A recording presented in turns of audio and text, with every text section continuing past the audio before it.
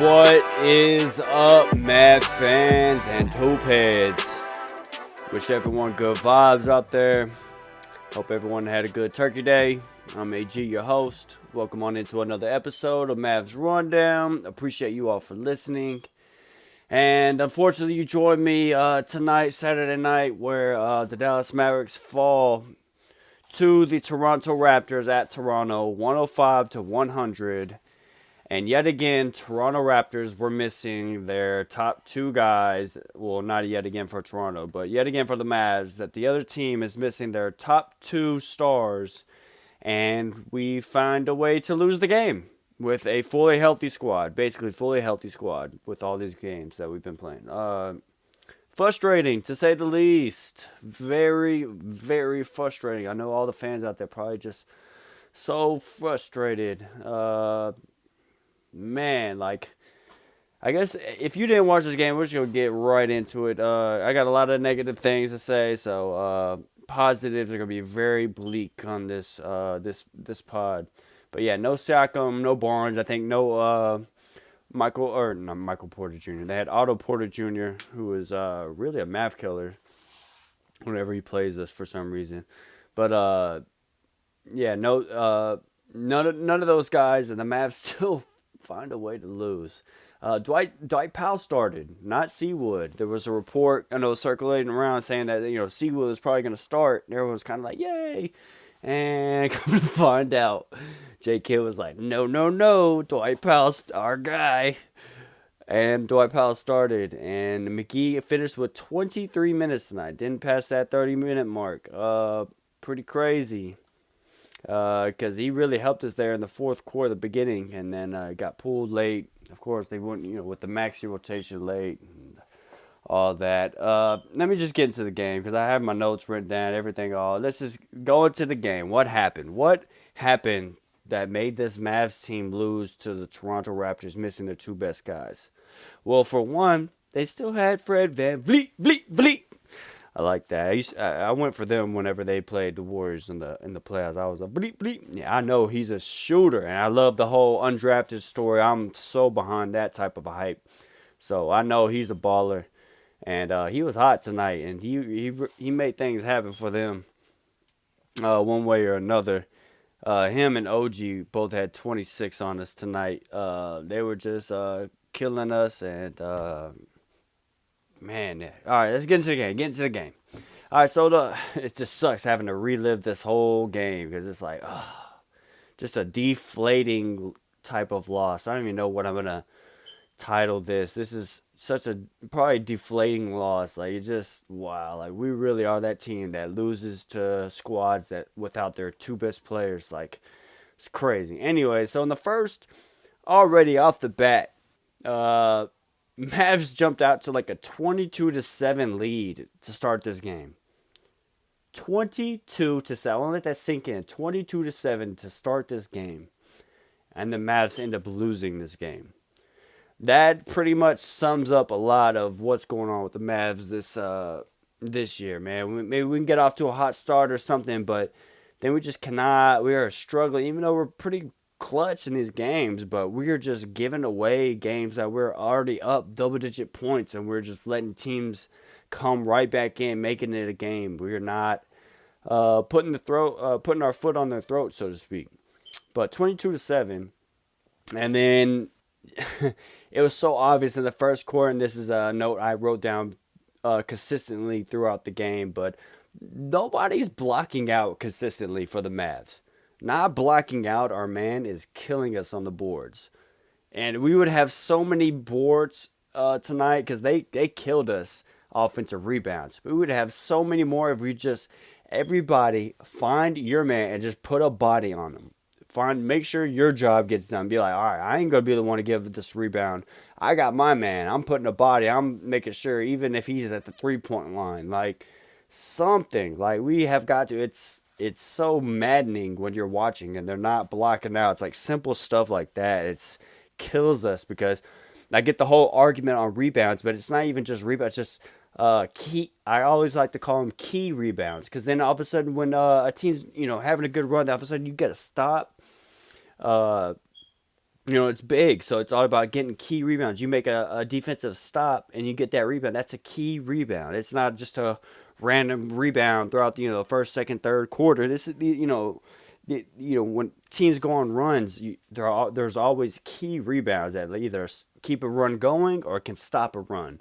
So it's all about getting those key rebounds, and it's not about having big guys either. You don't have to. It's just about the basics. You got to block out your man to keep him from getting the ball.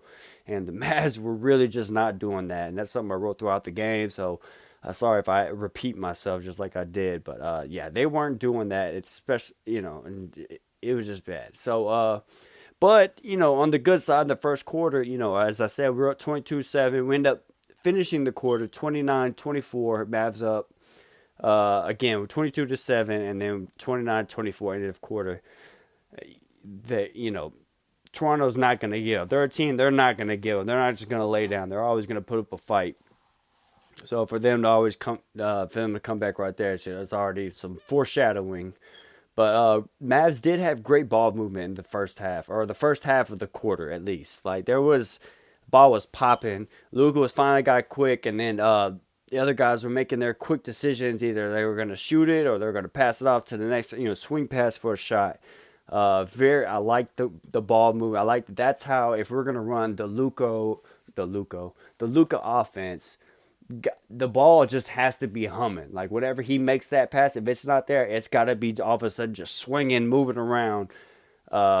Because otherwise it gets all stagnant and things get all clogged up. We can't do that. But they did a great ball moving around and moving the ball. So it found the energy, and the energy, they're had a lead in the first quarter. Second quarter happens, and defense just lacked, along with just missing good shots. The defense started lacking, started letting them get to the paint. Van Vliet kind of, doing some things. And honestly, the Mavs were getting good shots. They were getting some good shots. They were, wide open, whatever you want to say, like barely contested. Like they were. Now, I saw a post-game thing by Jason Kidd's talking about that, kind of the same thing. We're getting, uncontested, kind of open. He's not lying in that part. Like, we really, especially in that second quarter, I was like, oh my gosh, we were just missing so many open shots. Like, and Luka's finding them. He's trying to do everything he can, but guys just misses shots. And again, they got to box out better. That continued into the bled into the second quarter. And then at halftime, we find ourselves with the Raptors up 54-52. Luka at halftime, excuse myself. Luka at halftime, 11-4-4. Spencer had 11 points, 5 assists. Kleba 9-3, 9 points, 3 rebounds. And at halftime, Van Vliet for them, 18 points, 5 rebounds, 2 assists. Just like hot as hell, just like shooting the ball, doing some real Van Vliet shit, like on his tippy toes on that one. And they had 12 offensive rebounds in the first half. The Raptors did 12 offensive rebounds compared to, I think, our 3. So that just shows you about the whole boxing out issue. It was so bad watching this game, just seeing us just give up, rebound after rebound to them. So move along. Let's begin this second half. There was a lack of offensive shot making, a lack of defensive stops, or at least just getting a rebound to end a possession in the third quarter. Again, repeating myself, but just could not knock down shots and not getting those stops. And getting the stops, it means sometimes getting that rebound to end the possession, and we weren't getting those. Again, it goes to block out. To, blocking guys out.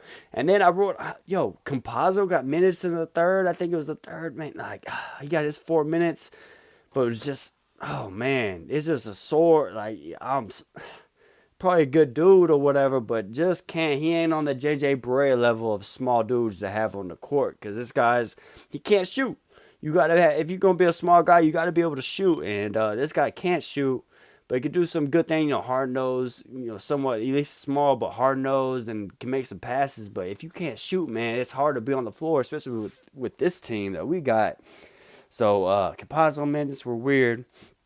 81-73, end of the third. Pretty sure that means Raptors up. I didn't even write down who was up. I'm pretty sure it was the Raptors. I was so mad. But Yeah, that happened. In the fourth quarter, man, Luca started the fourth, which is surprising. Usually he doesn't start the fourth, and he did start this one. Uh, and yo, we needed it. We went on an 11-2 run with sqaud hitting some big time threes. Dodo hit a big three. And went on a run the first couple minutes of the fourth, and with 9:15 left, the Mavs were up 84-83. Now fast forward to the towards the end of the fourth quarter with it was 90-90. Ended up getting 90-90 with 3:30 left. Baskets being traded here and there so far. And then we're going to go ahead and get to the end of the game because basically, these teams stayed even. I don't even know why I mentioned the 3:30 point mark, but at 99. But basically, just to mention that like these teams basically throughout the end of the game were just even. It's even back and forth, back and forth. Whatever. And then with 31 seconds left, let's get to this end. 101-98, 31 seconds left. Luka makes a post hook over OG. Good shot. 101-100 with 26 seconds left. Mavs go down. You think they're going to play defense. There's 26 seconds left. So that means the shot clock's at 24. So there's a 2-second differential. Now, you can play this two ways. You can play this one way where you play the foul game and go ahead and start playing the free throw game. Or you could play it out. And if you get a missed shot, then you got if you get the rebound, you got around 2 seconds or less left when you call timeout. If you get a rebound if they miss the shot, so a lot of ifs going on in there. If they play it out, so I kind of get it. I wish they would have just kind of played defense and try to do it, but I get the foul game because then that means you had at least what is it like 7 or like over 10 seconds left to kind of get a shot off at the end. You don't have to worry about getting a quick 2-second shot off or anything like that. So kind of I guess they went with that. Go ahead, go with the foul game, which is cool. They fouled Thaddeus Young, who they thought was the person you're supposed to foul, and he knocks down both free throws, makes it 103-100. And the last play, which you have, if you haven't seen, basically summation of the whole season. They double team Luke off a pick and roll, which a lot of teams been doing at the end of the games, forcing other guys to step up. So Mavs, Luka passes it to Maxi. Maxi passes instead of passing to Dodo in the corner, which I thought he should have did first. He passes it to the wing to Spencer, and Spencer tries to hit Dodo on the wing for a three, but the guy's already there. So Dodo tries to pass it back into Maxi to maybe try to swing it, but Maxi had already started floating out to the 3-point line, which I don't know if he should have did or not, being the swing guy, and basically forced a turnover. Dodo threw it away, and that was basically the end of the game. They fouled the guy, whoever got it, and game 105-100. Mavs lose, and Mavs fall now to a 1-5 road record. Whoa, man, it's seems like the season is very up in the air. A lot of deja vu from last year. And the only thing I really got to say to all this is like what helped us last year, besides switching the defensive philosophy and kind of getting things going. It was a major trade, straight up. I hate to beat around the bush, but it was a major trade. And I think that's what the Mavs got to do now. I think if this game didn't show that Luka needs help, then I don't know what did. Especially if you're not gonna fucking play sqaud at the end. Like, you've got to find Luka more. There's got to be more talent on the court at the end of the game for us to win. There's got to be more options out there, and we can't be just limited. Got to be very have a lot of options there at the end, and so the Mavs just can't pull away with this. Look at the box score. I don't even really want to mention this game is just bad. Like Luka did good. 24 points, 7 rebounds, 9 assists, 2 steals, 1 block. Efficient, 8 of 15, 2 of 4 from 3, 6 of 9 for the line.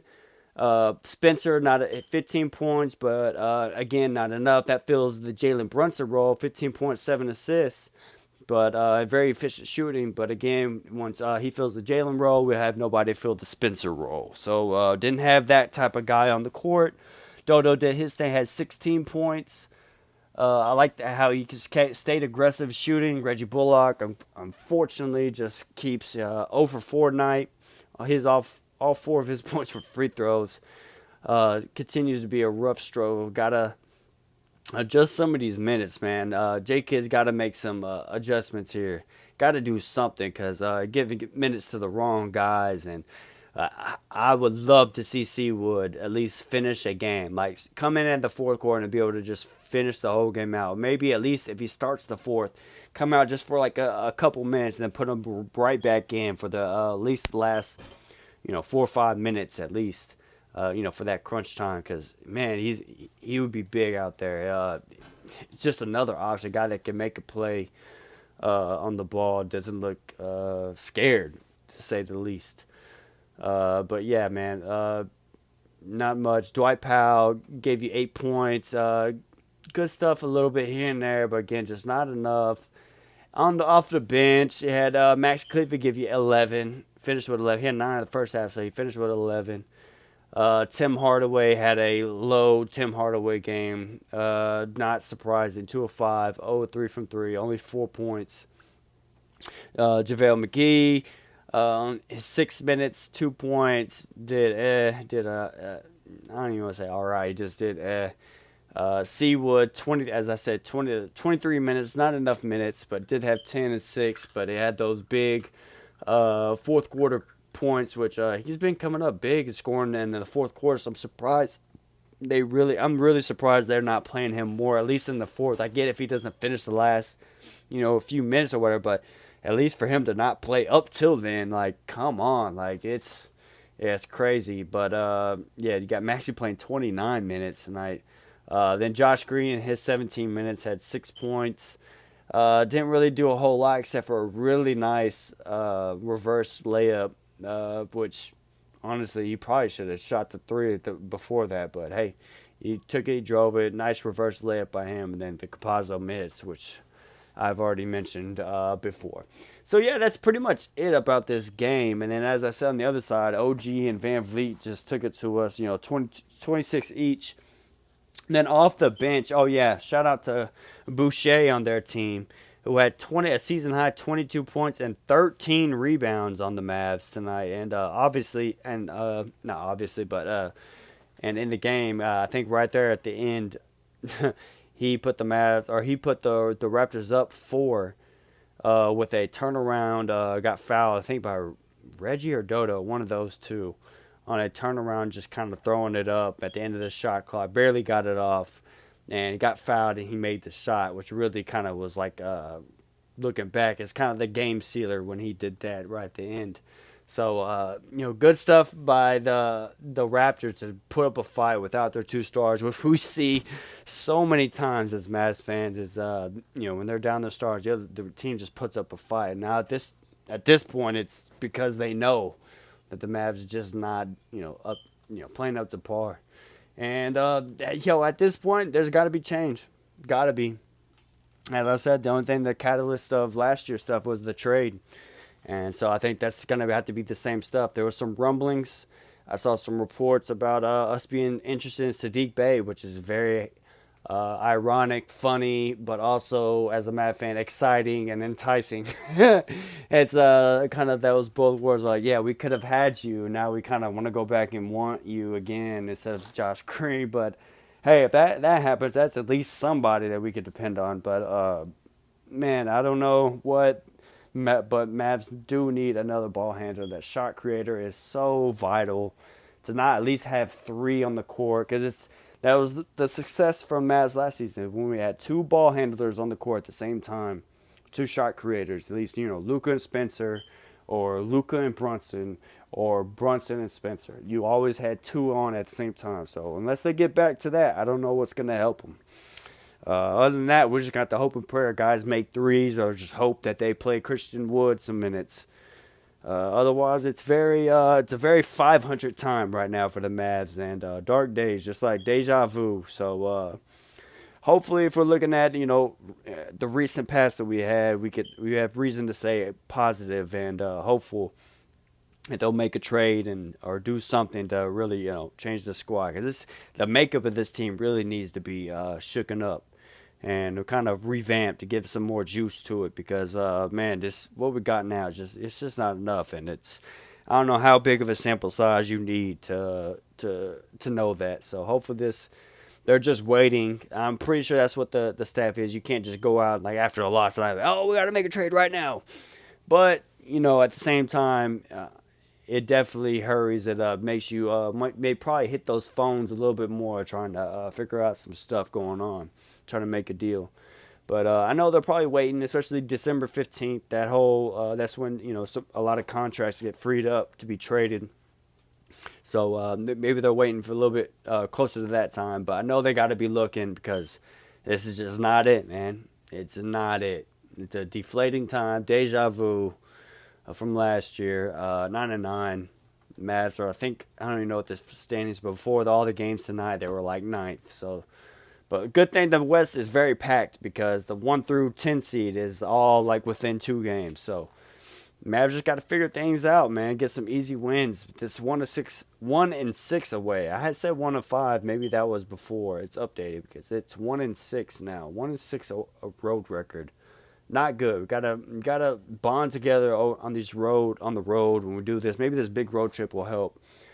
Or it's kind of mini road trip. Then they'll go back home. But hopefully these road games will really bring the team together because we need it bad, very very bad. So yeah, that's pretty much all I got for you. Without just ranting about how they need to get somebody because we all know it's obvious. So yeah, that's pretty much it. Oh, let me check the next game. The next game is tomorrow night, actually. Sunday. So if you listen to this on Sunday, yeah, they play tonight. And it is at Milwaukee at 7 o'clock on NBA TV or whatever you're going to watch it on, wherever you watch it.